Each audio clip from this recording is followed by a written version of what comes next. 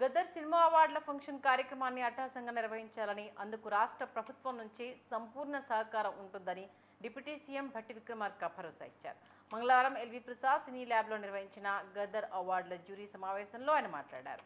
ప్రపంచ స్థాయిలో సినిమా అవార్డుల ఫంక్షన్ ఏ విధంగా నిర్వహిస్తారో అందుకు ఏమాత్రం తగ్గకుండా గద్దర్ సినిమా అవార్డుల కార్యక్రమం నిర్వహించాలని తెలిపారు. ఈ కార్యక్రమం గురించి ప్రపంచవ్యాప్తంగా మాట్లాడుకునేలా కార్యక్రమాన్ని నిర్వహించాలని కమిటీ సభ్యులు, అధికారులకు డిప్యూటీ సీఎం సూచించారు.